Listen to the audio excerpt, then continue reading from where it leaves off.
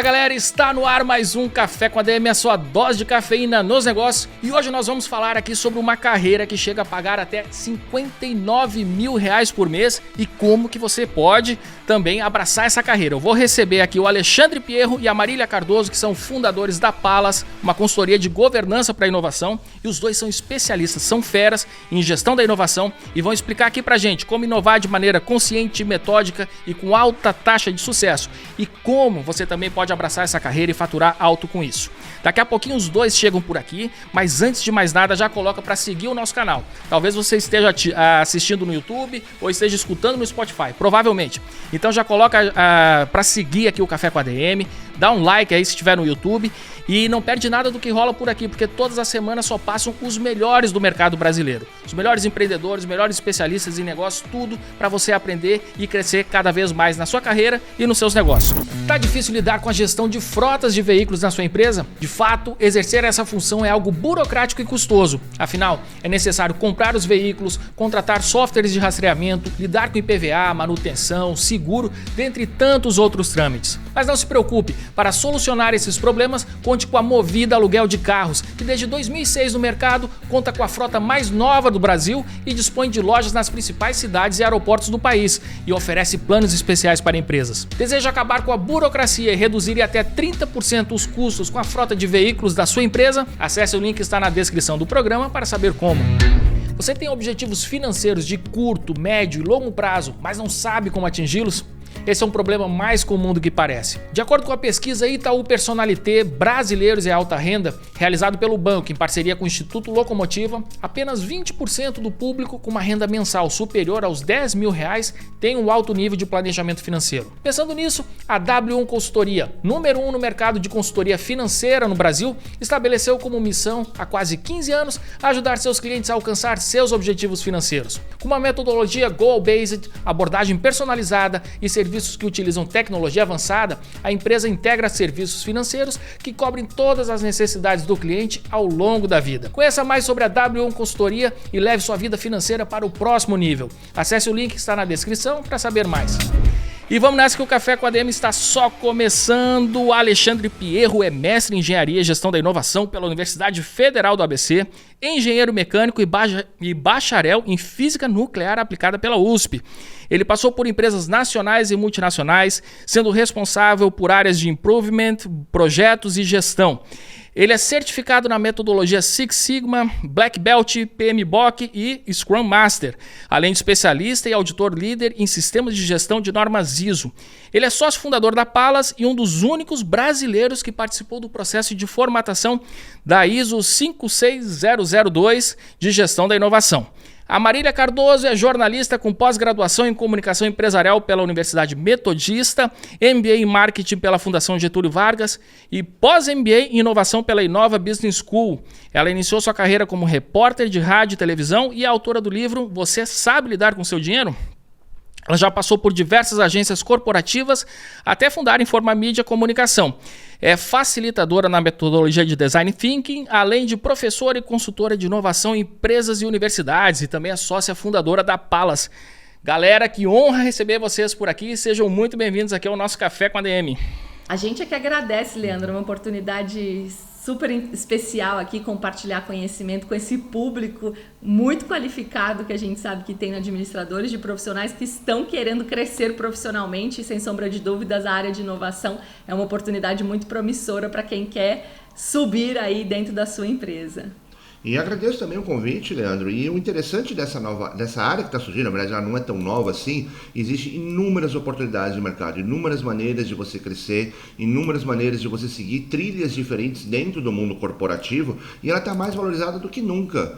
Principalmente porque conta que, teoricamente, agora vamos ter uma oportunidade gigantesca de inovação, porque passamos praticamente 2-3 anos sem inovar, por conta da crise humanitária, que foi a pandemia da Covid-19, então agora as empresas realmente têm que acelerar muito, olhar muito para a inovação, e isso abre muitas oportunidades para os novos negócios e novas oportunidades empresariais para quem não está nos assistindo.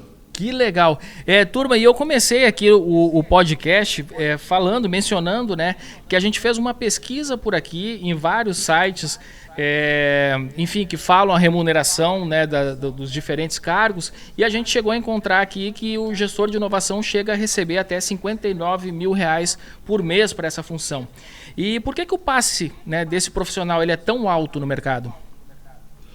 Um ponto também que é interessante a gente pensar que esse é um valor nacional. Hoje, por conta de tudo que aconteceu na pandemia, de tudo que aconteceu nesse tempo, de videoconferências que fomos obrigados a trabalhar de uma maneira remota, nós também temos muita oportunidade de trabalho lá fora, porque essa área está sendo extremamente valorizada no mundo como um todo. Então, existem muitas oportunidades. E o passe está sendo muito valorizado porque é uma área que requer que você tenha um conhecimento contínuo, o famoso lifelong learning. Você não pode acabar a faculdade e achar que você não tem que aprender mais. Você tem que aprender continuamente. E muitas vezes de uma forma muito mais didática.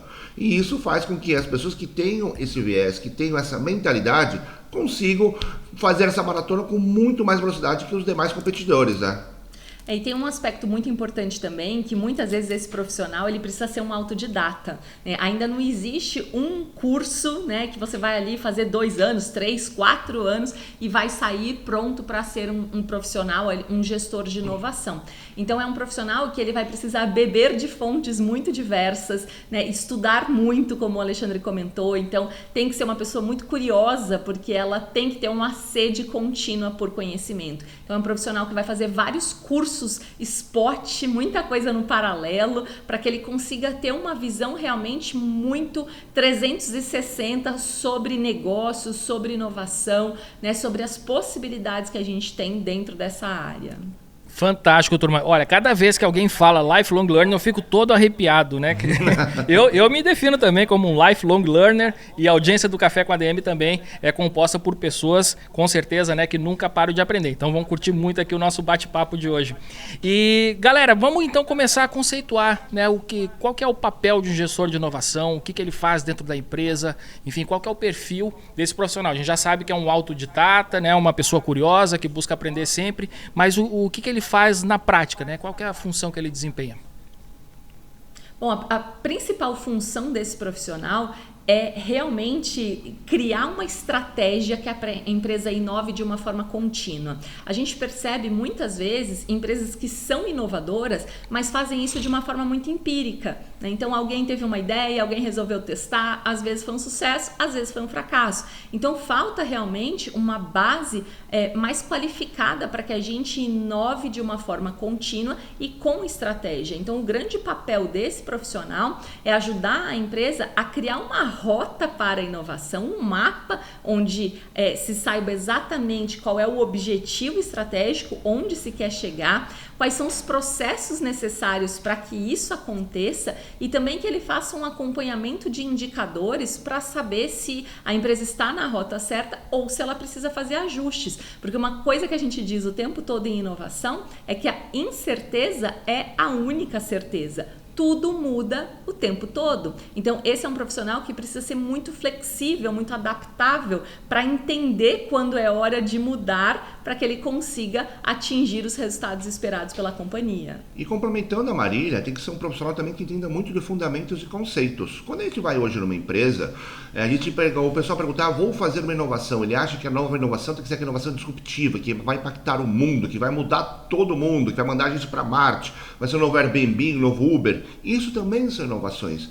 Mas isso é muito pouco comparado com o potencial que uma empresa tem de fazer inovação. Então ela tem que entender que às vezes a inovação não é criar um novo produto, mas sim melhorar um processo, gastar menos daquele processo, fazer com que o processo seja mais otimizado, usando tecnologias ou outras formas de melhorar o processo. Também que existe, eu posso melhorar incrementalmente um produto, eu posso fazer um produto entregar de uma forma e melhorar ele. E outro ponto também, olhar para uma gama gigantesca de oportunidades que nós temos de inovação. Hoje, normalmente, quando a gente pensa em inovação, o pessoal pensa produto, talvez, às vezes, serviço, e male pensa em processo. mas eu tenho inovações em canal de distribuição, em networking, em modelos de lucratividade da empresa, em benchmark, em valuation da empresa. Então eu tenho uma série de gamas de inovações que eu posso olhar, e muitas vezes o profissional, por não ter esse conhecimento, ele vai para aquilo que normalmente é mais falado no dia a dia, que são as inovações disruptivas que vão mudar o mundo para ser um novo unicórnio, e muitas vezes os unicórnios acabam quebrando porque não geram dinheiro. Existe uma glamorização muito grande em torno do tema inovação.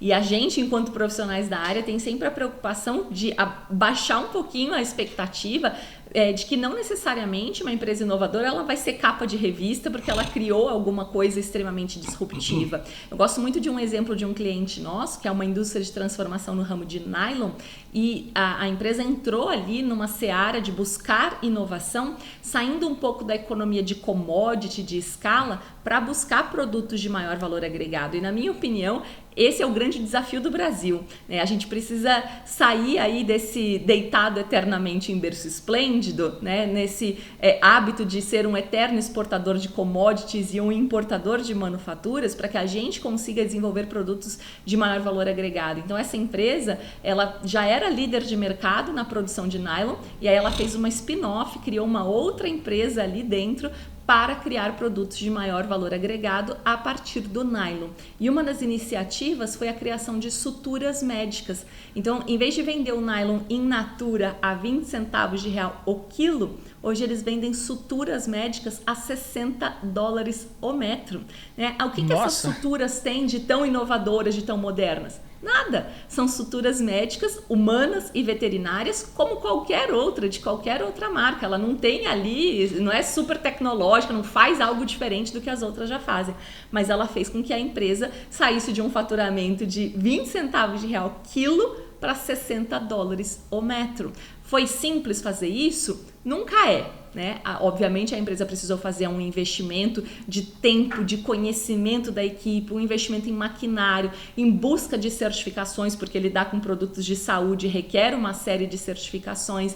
Então foi feito um investimento, mas o resultado de a gente sair dessa economia de escala para entrar numa economia de nicho, né, de produto de maior valor agregado, isso faz muita diferença. E eu costumo dizer que a minha melhor definição de inovação é a gente transformar limões em caipirinhas, porque a limonada não é mais do que a obrigação, né? Então, quanto custa uma limonada? Custa 8, 10 reais? Quanto custa uma caipirinha? Mesmo se você utilizar ali uma cachaça de baixa qualidade, ela vai custar 20, 25, 30 reais. Então a gente precisa aprender a transformar os nossos limões em caipirinhas. Esse é o papel do gestor de inovação. Agora se liga nessa dica. A Wine, maior clube de assinaturas de vinhos do mundo, está com promoções imperdíveis neste mês. Além de descontos que chegam a 42% a depender da Wine Box escolhida, você ainda ganha presentes exclusivos. Na promo Wine, a sua melhor companhia, que vai até 31 de julho, você pode escolher a opção de assinatura ideal para seu estilo e paladar. Depois é só definir entre o plano anual, com desconto e direito a vários presentes, ou mensal, com desconto e sem brindes. Como sócio, você ainda tem 15% off em todas as compras, 3 vezes mais cashback em qualquer compra, taxa de entrega diferenciada, cashback em indicações de amigos, brindes em caso de plano anual. Acesse o site, veja todas as informações e aproveite. Também tem lançamento agora em julho. Wine Box do seu jeito tinto suave, para quem gosta de um vinhozinho mais adocicado e suave. Aprecie com moderação.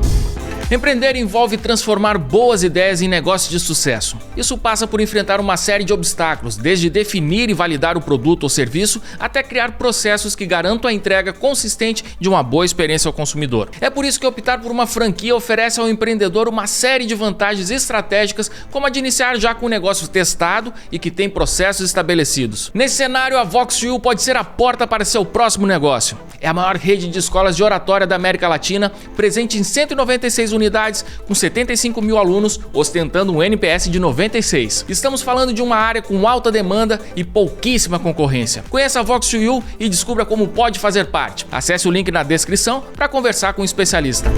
Ô Marília, já vou aqui sinalizar aqui para o nosso editor que essa sua frase aí merece um card aqui no nosso Instagram, nas nossas redes sociais, porque assim, a definição foi perfeita E gostei demais, né?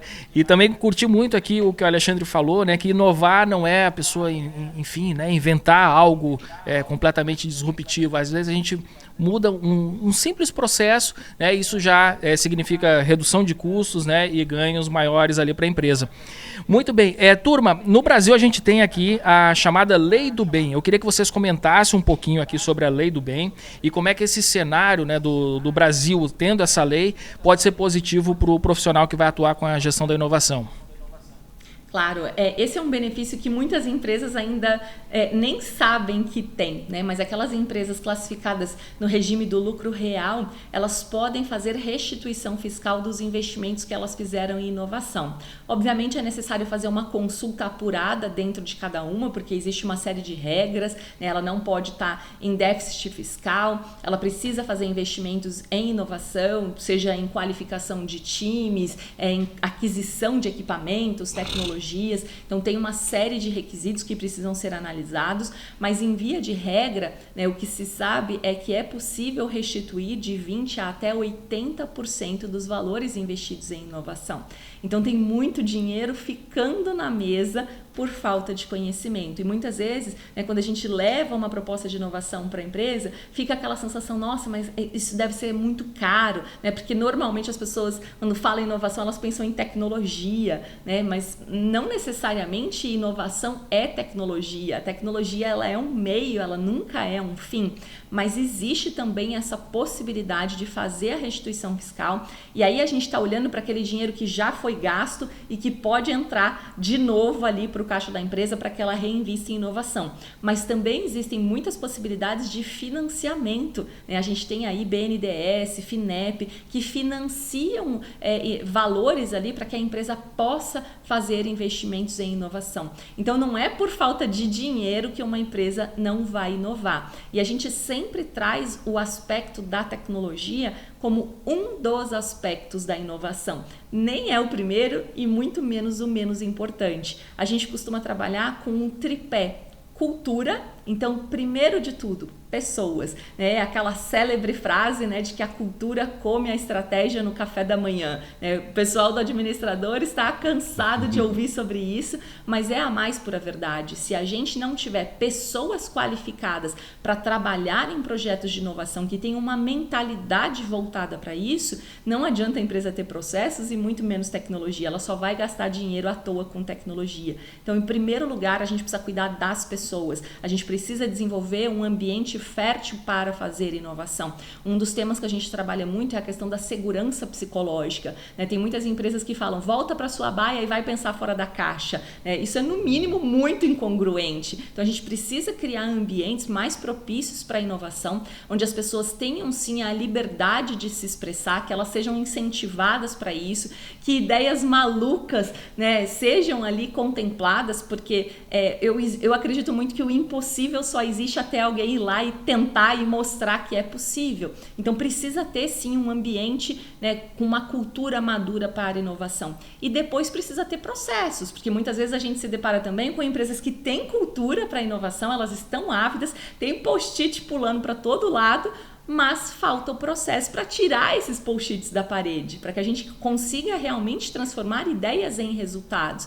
E aí a tecnologia ela vai entrar só depois, como um facilitador, algo para automatizar, para escalar esses processos e aí sim gerar mais resultados. Então, por isso é tão importante a gente estar tendo essa conversa aqui, para que a gente comece pelo ponto mais importante, que é o das pessoas. Precisamos ter gestores de inovação, pessoas qualificadas para desenvolver projetos que vão colocar o Brasil numa posição mais confortável em relação aos rankings mundiais que a gente tem de inovação, né? E quando a Marília fala em ranking mundial, ela tem um dado muito interessante. Nós somos a nona maior economia do mundo e nós estamos em 49º lugar em termos de inovação. Quando a gente olha para frente, nós vemos países como Chile, Costa Rica, Portugal, Tailândia. Poxa, nada contra esses países. Mas o que estão fazendo de tão errado que um país tão grande com a população aqui, a sexta maior população do mundo, não consegue inovar? Então alguma coisa nós estamos fazendo de muito errado. E uma das coisas que a gente sabe que está sendo feito errado é a questão da capacitação. Muitas vezes também as pessoas falam muito de cultura, querem trazer aquela cultura do Vale do Silício, da fazenda de puff, o PlayStation 17, um monte de post bonito, um monte de coisa legal para botar numa salinha, mas esquecem de que aquilo foi feito no Vale do Silício para garantir que o funcionário ficasse na empresa. Não é para gerar inovação, não é para ter ideias. Aquilo serve única e exclusivamente para ser um momento de uma sala de descompressão. A pessoa está com muita pressão, muita coisa para ser feita no Vale do Silício, ele vai para essa salinha, abaixa a adrenalina e volta para a mesa de trabalho dele trabalhar. Mas só que aqui a gente copiou errado, a gente copiou achando que a fazenda de puff é o segredo de fazer as ideias. E não é. O segredo das ideias é a gestão de conhecimento, é o aprendizado contínuo. Se botar 100 Alexandres igualzinho, com a mesma cultura que eu tenho, com os mesmos entendimentos que eu tenho, sem nenhum tipo de treinamento adicional, logo as ideias não vão ser mais são plausíveis, porque vão ser sempre as mesmas coisas, vão ser sempre as mesmas soluções. Então é necessário sim olhar para a diversidade, olhar para as pessoas e principalmente olhar para a gestão de conhecimento, que isso é fundamental para a gente poder inovar mais. Pessoal, é interessante isso que vocês trouxeram e também esse dado do ranking, né? A gente tem aqui a 9ª maior economia do mundo e 49º com relação aqui à inovação. Então é uma disparidade muito grande, né? Da representatividade da nossa economia e da nossa performance aqui em inovação. Só que por outro lado, a gente tem até um meme aqui dentro do Brasil que o brasileiro precisa ser estudado pela NASA, né? Nós temos um povo que isso a gente pode aqui generalizar, mas é um povo muito criativo. Essa criatividade, ela não é uma matéria-prima da inovação, se bem utilizada? Sim, a criatividade é fundamental para a inovação, mas aí eu falaria que para nós falta o empreendedorismo. E sem eu tiver empreendedorismo e saber aonde canalizar essa criatividade, eu vou criar coisas interessantes, memes interessantes, mas não vão fazer fundamentalmente duas coisas que a inovação olha. Um que é emitir nota fiscal e outra que é fazer formas de eu pagar boletos. Então, eu gosto de resumir muito a inovação dessa forma. Eu vou parar de pagar boletos e vou emitir uma nota fiscal. Se eu não tenho a criatividade e não tenho empreendedorismo, não tenho o conhecimento de saber canalizar essa criatividade, eu não vou conseguir deixar de pagar boleto e, consequentemente, também não vou emitir mais nota fiscal. E inclusive nós trabalhamos muito com a ISO de inovação, né, que é um modelo de governança utilizado aí por mais de 164 países. Então ele realmente traz uma base, uma referência muito grande de como uma empresa deve inovar, independentemente de porte ou segmento. E a definição de inovação para a ISO é de que inovação pode ser um novo produto, serviço, processo, uma metodologia ou a combinação de todas elas. Mas, impreterivelmente, tem que ter as características de novidade e valor. A ISO coloca que se uma ideia não tem manifestação de valor, ela é invenção e não inovação. Então, trazendo aí por esse aspecto de que o brasileiro precisa ser estudado pela NASA, infelizmente nós somos muito mais inventores do que inovadores, né? Eu trabalho muito com a metodologia do Design Thinking e a gente sempre parte do princípio de que uma inovação ela precisa partir de 3 pontos. O primeiro é a desejabilidade. As pessoas querem aquilo que eu estou criando, porque se elas não quiserem, esquece, já aborta por aí, porque isso não é viável. Depois eu tenho que ter viabilidade técnica. As pessoas querem, mas eu sou capaz de entregar? Eu consigo fazer isso? E por fim, tem que ter a viabilidade financeira, porque não adianta as pessoas quererem, eu conseguir entregar, mas se eu não consigo fechar isso matematicamente, e não necessariamente a viabilidade financeira tem que ser produto, serviço para cá e dinheiro para lá. A gente pode ser criativo também nas formas de remuneração, né? Tem uma metodologia aí que eu gosto muito, que é o Business Model Navigator, que ele apresenta mais de 40 possibilidades de rentabilizar um negócio e que não seja necessariamente produto, serviço para um lado e dinheiro para o outro. Então eu acho que o brasileiro ele dá o primeiro passo, né, no sentido de ser criativo, e isso também tem muito a ver com o histórico do nosso país, os desafios que o brasileiro vive. Então a gente sempre diz, né, que a necessidade é a mãe da criatividade. Então o brasileiro realmente ele se vira, mas a gente precisa avançar nisso, né, para que a gente não fique só na seara da invenção e a gente consiga ser inovador, melhorar melhorar o ranking, né, da nossa classificação e que a gente consiga sair, né, de novo dessa economia de commodity para uma economia de nicho, para que a gente consiga entregar para o mundo algo melhor, mais qualificado. Então, nada de ficar só na invenção, vamos para a inovação. E eu acho que uma coisa interessante, abordando agora, fechando o tema do ranking, olha a oportunidade que nós temos de mercado. Se nós estamos inovando tão pouco e tem tanto profissional valorizado, imagine se a gente começar a inovar mais como sociedade.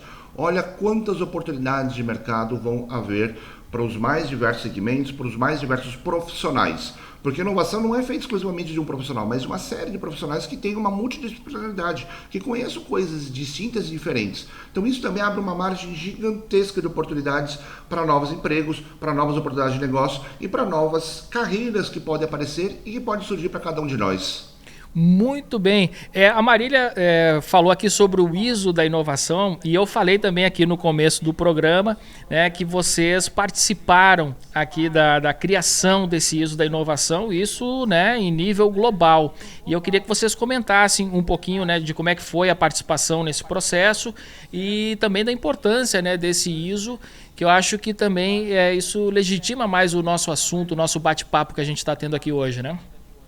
Lógico, mas para isso eu vou pedir para a gente voltar um pouquinho atrás para explicar quem é a ISO. Nós temos um rótulo muito equivocado no Brasil do que se trata a ISO. Mas para isso eu gostaria de voltar lá para 1945. Um tempinho atrás, lá para os nossos avós, bisavós. O que tinha acontecido em 1945? O mundo tinha acabado de terminar a Segunda Guerra Mundial. De um lado, a Alemanha sem indústria, Itália sem indústria, França sem indústria, Inglaterra sem indústria, Espanha também devastada, o norte da África totalmente devastado, Rússia, não precisava nem falar como é que estava o estado da Rússia, também totalmente devastada, e do outro lado do mundo, Hiroshima e Nagasaki com 2 bombas nucleares. Primeira pergunta que normalmente as pessoas perguntam, principalmente por conta dos últimos filmes que apareceram sobre esse tema. Por que a bomba não foi lançada em Tóquio, mas sim em Hiroshima e Nagasaki? Porque eram as 2 indústrias do Império Japonês até então. Uma era a indústria militar e a outra a indústria naval. Então, de uma maneira bem resumida, após a Segunda Guerra Mundial não existia mais indústria no mundo. Foi aí que houve o julgamento de Nuremberg e que saiu 2 grandes soluções para não acontecer uma nova guerra tão trágica como aconteceu a Primeira e a Segunda Guerra Mundial. O primeiro era criar um fórum de resoluções diplomáticas, onde eu tenho uma discussão com você, eu vou botar isso numa mesa e nós vamos discutir isso diplomaticamente. Esse fórum é hoje chamado de ONU, as Nações Unidas. Mas também no mesmo da cidade, em Genebra também, praticamente muito próximo, nasceu uma co-irmã dela, que poucas pessoas conhecem, que é a ISO.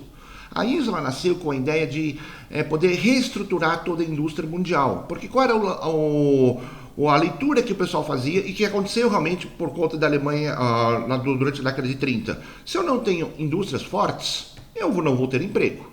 Se eu não tenho emprego, as pessoas não vão ter salário. Não tendo salário, elas vão passar fome. Passando fome, o que acontece? Vão para a guerra novamente. E foi isso muito o motivo da Alemanha ter entrado na Segunda Guerra Mundial. E havia uma desesperança muito grande, havia uma crise muito grande na década de 30 que fez que o nazismo aparecesse e deu tudo que deu.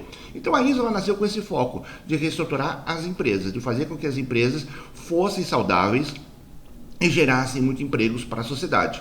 Então ela nasceu em 1947, de 1947 até a década de 80, ela preocupou muito como é que eu posso melhorar o motor do mecânico, produzir mais parafuso, como eu posso cortar mais chapas de aço, como é que eu posso melhorar atividades industriais, mas coisas mais operacionais. Mas com o advindo, aparecendo os primeiros momentos, os primeiros sinais da globalização na década de 80, a ISO olhou e falou, opa, o nosso DNA é melhorar as empresas. Eu, melhorando só a forma de como ele vai fazer o parafuso, isso não vai ser suficiente para viver no mundo globalizado. Então precisamos olhar para os negócios. Foi aí que apareceu as famosas normas de sistema de gestão. São normas de negócio, normas de governança de negócios, que a mais famosa que apareceu foi em 1987, a ISO 9001, que é a ISO de qualidade, que vai olhar para a padronização das indústrias. E desde então apareceu um monte de normas ISO, um monte de modelos de negócios pautados nessas boas práticas. Um que eu gosto de destacar bastante, que poucas pessoas sabem, que nasceu no Brasil, a 14001, que é uma norma de meio ambiente, de governança ambiental, que nasceu na ECO 92. A ECO 92 tinha 2 grandes propósitos. Um, criar um protocolo de não poluição, que ficou ratificado em Kyoto, ficou conhecido durante muitos anos como protocolo de Kyoto, e o outro criar uma governança onde eu pudesse trazer o meio ambiente e pudesse otimizar e pudesse fazer que eu não tivesse tantos impactos e aspectos ambientais da minha organização. Então, feito isso, a ISO teve um monte de normas, hoje ela tem basicamente 180 normas para olhar governança, para olhar negócios, mas lá, agora falando da área de inovação, lá em 2008, começou a ter uma outra mudança. Em 1980 teve a mudança da globalização, mas em 2008 começou a ter um monte de alterações. Tivemos a crise dos bancos, lá do Lehman Brothers, que quebrou, que teve aquela grande crise americana, mas também apareceu uma coisa específica que abriu muito o olho da ISO. E essa coisa é isso aqui. E isso aqui apareceu lá no final de 2007. Só para falar aqui para a turma que estiver só nos escutando, você acabou de mostrar aqui o seu celular, né? Exatamente. E o celular, o que ele fez? Mudou a regra do jogo. Até então, eu mandava um e-mail para a pessoa, podia demorar 2, 3 dias para a pessoa responder o e-mail. Não era nada instantâneo. O celular era a única coisa para ligar. Eu não tinha um smartphone com uma série de tecnologias, uma série de ferramentas, uma série de aplicativos que iam melhorar a minha produtividade. A ISO olhou e falou, opa, peraí, apareceu alguma coisa aí que vai mudar a regra do jogo. O nosso DNA não é melhorar as empresas, nosso DNA não é potencializar o resultado das empresas, então vamos olhar para isso com carinho. Mas aí também apareceu uma outra tecnologia que fez a ISO olhar para a inovação, opa, isso aqui vai mudar o mundo. E essa nova tecnologia chama-se blockchain, as famosas criptomoedas. Ele falou, poxa, antigamente para eu pagar o Leandro, eu tinha que pagar a Marília, que é o intermediário, a Marília pega uma parte do que eu estou pagando e paga você. Aí você vai me devolver o pagamento, você paga para a Marília pega a outra parte e me devolve. Ou seja, você paga mais do que você deveria, eu recebo menos do que eu deveria e tem alguém aqui que é a Marília que está ganhando muito dinheiro com isso. Então, quando tem o blockchain, ou principalmente as criptomoedas, eu começo a pagar diretamente para você, sem ter um intermediário no meio. Então ela falou, opa, eu tenho uma maneira diferente de comunicar com meus clientes, uma maneira diferente de comunicar com meus fornecedores, que é o smartphone, e ao mesmo tempo tem uma forma diferente de pagá-los. Isso vai mudar a regra do jogo. Vamos estudar esse tal de trem chamado inovação e vamos ver o que acontece. E foi aí de 2008, basicamente até 2013, 2014, a ISO, que ela está presente em 164 países, começou a olhar o que Camboja faz, o que o Vietnã faz, o que o Brasil faz, o que a Rússia faz, o que a França faz. Ou seja, foi nesses 164 países ver o que todo mundo fazia de inovação. E começou a ver que havia padrões. Para aqueles países que são extremamente inovadores, havia alguns padrões que aconteciam tanto nos Estados Unidos, tanto como na Europa, tanto como no Brasil, Austrália ou em qualquer um dos países que são inovadores. E nesses padrões é que nasceu a norma ISO de inovação, onde ela pegou esses padrões, formatou isso num formato de manual de boas práticas. Então, no meu entendimento, eu sou estudioso há mais de 20 anos nessa área. Nenhuma norma é uma norma impositiva para você fazer tudo que está escrito lá, independente de qual seja. Todas elas são guias de orientação, que eu posso ou não atender cada um dos itens. E foi isso que ela veio essa proposta. Vamos criar um guia de orientação, porque as pessoas acham que inovação é só criar um novo Airbnb, é só levar o homem para Marte, e tem muito potencial para quando não olha apenas para isso. E foi então nesse cenário que a ISO de inovação nasce. Ela nasce em 2019, em julho de 2019, mas aí em outubro de 2019 acontece uma questão. Começamos a ouvir falar de uma tal de Covid-19, que ninguém sabia o que era. E aí em 2020, começo de 2020, isso se alastrou pelo mundo inteiro, e aí durante praticamente 2, 3 anos, as empresas entraram no modo sobrevivência, não no modo inovação. E faz todo sentido, eu não sabia como aquele vírus era transmitido. Eu não sabia se eu estaria vivo ou não no dia seguinte. Não sabia se meu chefe ou se a minha empresa estaria funcionando ou não no dia seguinte. Então, durante esses 2, 3 anos, basicamente as empresas ficaram no modo sobrevivência e praticamente desde 2023, do ano passado para cá, as empresas falaram, opa, peraí, precisamos voltar a inovar como a gente estava querendo fazer em 2017, 2018. E aí que surge um grande potencial de te olhar esse manual de boas práticas e ver que tem muita inovação que eu posso fazer para emitir mais nota fiscal e parar de pagar boleto. Muito bem. E assim, a ISO ela é importante, aliás, é fundamental para que a empresa possa usufruir dos benefícios da lei do bem que a gente falou agora há pouco. E o gestor da inovação, que é esse profissional que a gente está falando aqui hoje, né, ele que vai ajudar a empresa, né, a se adequar aos critérios para receber essa certificação, a ISO da inovação, não é isso? Tem um ponto importante também, é que não necessariamente a empresa precisa buscar a certificação, né? Muitas vezes acontece de as empresas que nos procuram, elas querem fazer a implementação dessa metodologia, né? Então inovar a partir de um framework internacional, mas não desejam buscar a certificação, né? Ainda há um entendimento de que certificação é marketing, né? Então ela não quer o marketing, ela não faz isso. A gente sempre destaca 2 pontos quando a empresa opta por não fazer a certificação. Por um lado é positivo, porque ela entendeu que o que muda a vida de alguém, né, e já que nós estamos aqui falando de carreira e o administrador está sempre aí provendo muito conteúdo de qualidade para que os profissionais cresçam, é a questão da educação. Então, por um lado, eu preciso sim estudar, aprender a fazer. Então, muitas vezes fica aquela questão de que o que é mais importante, né? O diploma que eu penduro na parede ou o conhecimento aplicado? Então, as empresas, a gente tem trabalhado muito para que elas tenham essa maturidade de que o que vai fazer a diferença é você ter a metodologia sendo aplicada, executada ali no médio e longo prazo. E a gente já acompanha, né, a primeira empresa certificada no Brasil, a MZF4, ela já está indo para 5 anos, né? Inclusive, ela foi uma das 3 primeiras empresas certificadas no mundo. Isso foi julho de 2019, quando a norma foi publicada. E a gente acompanha os resultados deles ao longo desses 5 anos. Agora, a grande vantagem da empresa buscar sim a certificação é a gente ter uma garantia de que essa metodologia vai se perpetuar no médio e longo prazo. Porque o que acontece? Como o profissional de inovação ele é muito valorizado, existe um turnover muito alto. Então, tem aquela coisa de que muitas vezes, quando um profissional vai embora, aquilo que ele estava fazendo vai embora junto com ele. A empresa não tem uma memória, um registro. Então, um dos aspectos que a gente busca trazer também para a implementação dessa metodologia é a questão da gestão do conhecimento. Então, não importa quem vai estar ali, se a empresa definiu quais são os seus objetivos, quais processos ela deve seguir e quais são os indicadores que vão dizer se ela está no caminho certo ou não, qualquer pessoa que estiver ali naquela função vai conseguir levar o projeto adiante. Então, isso é algo muito importante para que as empresas entendam que não é simplesmente, eu vou buscar um certificado, vou fazer um oba-oba de marketing. Essa é a parte mais simples do processo. Eu costumo dizer, a certificação ela é meio como, tudo bem, ela é a cerejinha do bolo, mas nem todo bolo tem cereja e nem todo bolo com cereja é bom, né? Porque é muito mais importante que a gente tenha uma massa bacana, um recheio, uma cobertura legal que funciona, que atenda a expectativa, do que uma cereja que muitas vezes fica ali, né, até deslocada. Então, a grande proposta é que as empresas adotem a metodologia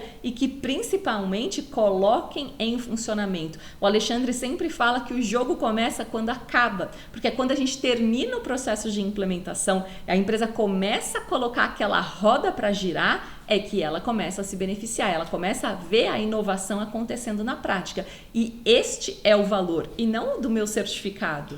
E uma cereja boa não salva um bolo ruim. Exato. Temos que deixar claro isso, né? O bolo pode ser a melhor cereja do mundo que não vai salvar bolo ruim. Mas um ponto que eu vejo muito importante da certificação é garantir uma gestão de conhecimento da empresa, um legado. Se amanhã depois eu sou gestor da minha empresa e ganho na Mega Sena acumulada da virada do ano sozinho e quero morar em Bahamas, a pessoa que vier no meu lugar vai saber como seguir, vai saber o que deve ser feito, vai saber aonde eu parei e como continuar, como perpetuar a inovação dentro da organização. Ou seja, a inovação não passa a ser mais do gestor, das pessoas, passa a ser da organização. E todo mundo acaba beneficiando. Porque de repente eu não ganho na Mega Sena acumulada, mas eu posso ter ido para uma outra área, ter virado um job rotation dentro da organização. E quem vier no meu lugar, como faz? Já tem tudo isso trilhado, já tem todos os processos mapeados, já tem a receita de bolo e o que está dando certo e o que não está dando certo. Aí o gestor ele pode pegar e seguir a partir daí. Muito bem, turma, agora vamos aqui revelar aqui a surpresa para a audiência do Café com a DM.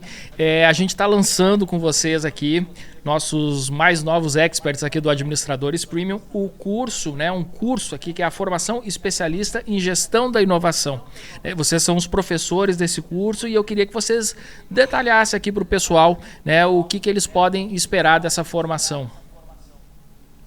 Claro. Bom, o curso está dividido em 6 módulos, então a gente buscou trazer bastante conteúdo mesmo, tem muita citação de livros, de autores, então eu diria que ele é a primeira porta para quem quer entrar na área de inovação. Por que é a primeira? Porque como a gente comentou aqui é o lifelong learner. Então ele vai ter que estudar sempre, ele vai buscar várias referências. Então a gente abre essa primeira porta, ele vai ver várias outras, então tem muitas possibilidades, né? No curso a gente tem várias videoaulas que são uma espécie de pílulas de inovação, então onde a gente apresenta conceitos, metodologias, ferramentas que esse profissional pode utilizar no dia a dia, e ao final de cada módulo tem uma entrevista minha com o Alexandre para que a gente entre um pouco mais especificamente na metodologia da ISO. Então é um conteúdo bastante rico que vai fazer com que as pessoas comecem a entender o que é o universo da inovação, quem são os autores, as referências nesse segmento, para que elas possam, né? Para mim, o maior objetivo, a gente até já está recebendo alguns feedbacks super positivos aí do curso, olha, depois eu fui ler o livro que você recomendou no curso, né? Então, tem muita gente muito boa trabalhando com inovação, desenvolvendo pesquisas, a gente trabalha aqui muito com as metodologias que estão sendo compartilhadas aí por autores do mundo todo. Então o nosso papel ele tem sido um pouco o de filtrar, de trazer, olhando aqui para a nossa cultura, para a nossa realidade. Então tem um trabalho de brasilidade para que os profissionais aí da área de inovação comecem a entender como fazer inovação na prática dentro das suas empresas, independentemente de porte ou de segmento. Também tem muito aquela ideia de que só inova a empresa grande, a empresa que tem dinheiro, né? Muito pelo contrário, qualquer empresa pode, deve inovar. A gente diz hoje que nós vivemos na era da inovação ou morte, então quem não inovar provavelmente não vai sobreviver. Então a ideia é que as pessoas consigam realmente ter ali um panorama, né? Eu diria que é um grande cardápio, é um menu do que há de melhor em inovação para que as pessoas possam se aprofundar ali onde elas mais se identificarem. E eu apenas complementaria tudo isso que a Marília falou com excelência, é que o curso vai trazer uma forma de desmistificar a inovação. Inovação não é uma coisa extremamente sofisticada, não é o que a gente chama em inglês de rocket science. Muitas vezes pode ser, mas normalmente não é. E eu vou desmistificar isso entendendo conceitos, entendendo fundamentos, entendendo como alcançar os meus resultados, entendendo que a inovação pode ser eu entregar o mesmo produto para o mesmo cliente de uma forma totalmente diferente, inovar não em produto e serviço, mas, por exemplo, em cadeia de distribuição, em networking, por exemplo, com o meu cliente. Então existem várias maneiras de trazer mais notas fiscais para a organização, e muitas delas não precisam de investimentos. Não precisa de investimentos altos, eu não preciso ter um melhor laboratório de inovação. Lógico, eu quero fazer uma inovação disruptiva, uma inovação totalmente diferente. Eu posso sim precisar de um laboratório, mas ele não precisa ser meu. Posso fazer acordos com universidades, por exemplo. Isso, digamos assim, é o grande sucesso que o Vale do Silício, Israel e China têm, são esses. As empresas não criam grandes laboratórios, elas fazem parcerias com quem tem esses laboratórios. Então no curso a gente vai explorar muito esses caminhos que podem ser seguidos, para quem sabe, daqui 1 ano, 2 anos, a gente sair de 49º, sei lá, para 11º no ranking mundial de inovação, que nós temos total condição para fazer isso. Criatividade, como você falou, nós temos. Potencial nós temos, margem de mercado, temos um mercado gigantesco. A questão é entender e desmistificar e saber quais caminhos eu devo trilhar para conseguir inovar. Muito bem, turma, eu acho que esse curso aqui, ele, como a Marília falou, né, é uma ótima porta de entrada, mas ele é muito mais do que isso, porque assim, a gente não tem muitos cursos estruturados em inovação no Brasil. Então a gente tem muito a inovação como uma palavra da moda, como algo que tem que estar presente no discurso, mas pouca coisa estruturada que mostre o caminho que a pessoa tem que seguir para, de fato, se tornar um profissional inovador, um gestor da inovação, como a gente está propondo aqui hoje, e que como a gente descobriu aqui, uma carreira que está pagando muito bem, é extremamente necessária e que é um papel extremamente relevante para cumprir essa visão aqui do Alexandre, como ele falou aqui agora, né, de trazer o Brasil para o cenário mundial de inovação e nós sermos um dos protagonistas, né, com relação a esse tema. Galera, o que a pessoa tem que fazer então para se inscrever no curso aqui? Eu vou deixar aqui, eu não trouxe aqui o link, mas eu já vou criar aqui o nosso link encurtado. Vamos lá, galera, eu vou passar aqui o adm.to/gestão da inovação. Tudo junto, sem acento, então não bota lá nem com tio, nem com cedilha, né? Gestão da inovação. adm.to, esse é o nosso encurtador aqui, /gestão da inovação, para você ter todos os detalhes, ver a programação do curso. Tem mais informações aqui sobre os nossos 2 professores aqui, o Alexandre e a Marília, que como vocês puderam ver, né, nesse bate-papo de hoje, são grandes especialistas no assunto, né, são protagonistas mundiais aqui com relação ao tema da inovação. E, turma, eu queria agradecer demais aqui a presença de vocês aqui no nosso Café com a DM de hoje. Foi um aprendizado aqui fantástico e nós vamos continuar agora esse aprendizado, nos aprofundando ainda mais no curso aqui que vocês trouxeram, que está simplesmente perfeito, e é um orgulho para nós aqui do Administradores tê-los como professores, né, e esse conteúdo que vocês trouxeram aqui que está realmente magnífico. Obrigado mesmo, viu, pessoal? A gente que agradece, foi um prazer, e fica obviamente o convite para quem, né, quiser, tiver interesse na área de inovação, que faça o curso, nos contate pelas redes sociais, a gente tem ali bastante disponibilidade, a gente adora trocar ideias, a gente acredita sempre que inovação é sobre colaboração e não sobre competição. Então a gente tem uma causa que não é nem simplesmente um trabalho, é uma causa de vida, a gente respira inovação, e o nosso propósito de vida é preparar as empresas para o futuro. A gente sabe o que vai ser do futuro? Muito pelo contrário, ninguém aqui tem bola de cristal, mas a gente tem certeza que quando o futuro chegar, as pessoas que passarem por essa jornada de inovação, sem sombra de dúvidas, estarão preparadas. Então, para nós é um orgulho ajudar nessa preparação, sempre, né, vestindo ali as sandálias da humildade, porque a gente, quanto mais aprende, mais sabe que não sabe de nada e precisa continuar aprendendo. Então, ter essa humildade ali para ser sempre um profissional muito curioso, que vai atrás, que pesquisa, é fundamental para termos ali bons gestores de inovação e colocar o Brasil cada vez mais alto nesse pódio aí da inovação. Então, ficamos aqui à disposição de quem quiser trocar ideias sobre o assunto. Será um prazer. Eu também queria agradecer muito a participação e terminar com uma provocação para os nossos ouvintes e telespectadores. Década de 80, começo da década de 90, nós tivemos uma grande competição mundial sobre a qualidade. A China cresceu mais de 40 vezes o PIB dela desde a década de 90 porque investiu em qualidade. 40 vezes, estou falando 4, falando 40 vezes em 40 anos ela cresceu o PIB dela porque ela investiu em qualidade, em padronização e nas suas indústrias. Perdemos essa corrida, essa maratona, ficamos para trás. 90, começo dos anos 2000, veio uma outra maratona, a maratona do meio ambiente, a maratona de a gente criar empresas, que está se falando tanto hoje, de ESG, empresas que investam em minimizar impactos e aspectos ambientais, que protejam suas florestas, que protejam seus biomas. Ficamos para trás. Década de 2000, 2010, tivemos a guerra do compliance, a corrida do compliance, de fazer as empresas serem transparentes, de terem tudo muito bem definido. Ficamos para trás. Agora começou outra corrida, a corrida de inovação. Será que novamente nós vamos perder essa maré de oportunidades e ficar para trás?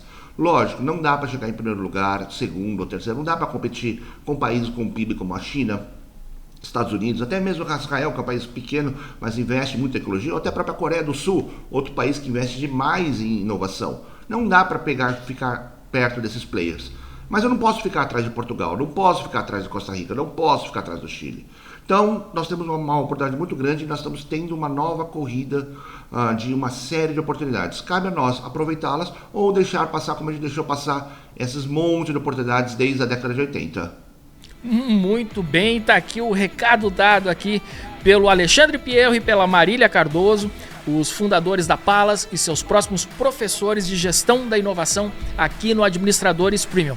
Galera, tenho certeza que vocês curtiram demais esse bate-papo aqui, que tá um verdadeiro curso aqui que a gente deu aqui de graça para vocês. Então eu só vou pedir um pagamento aqui, uma recompensa pra gente aqui no Administradores. Compartilhe esse episódio com quem você sabe que vai tirar proveito do conhecimento, das experiências que foram compartilhadas aqui hoje. Compartilha no Instagram, marca a gente no @Café com ADM. Vamos passar os arrobas de vocês aqui também, turma, pra galera grudar em vocês e, vocês têm muito aqui pra ensinar pra audiência do Café com ADM. Mandem aí. É bom, a gente tá muito ativo no LinkedIn, então o meu é @Marília Cardoso. O meu é @Alexandre Pierro. Alexandre Pierro, tá fácil. E muito bem, né? Grudem aqui nessas feras para aprender cada vez mais. Compartilhe o episódio como eu pedi. E galera, na semana que vem a gente volta com mais cafeína para vocês. Combinados então? Então até a próxima semana e mais um episódio do Café com ADM, a sua dose de cafeína nos negócios. Até lá!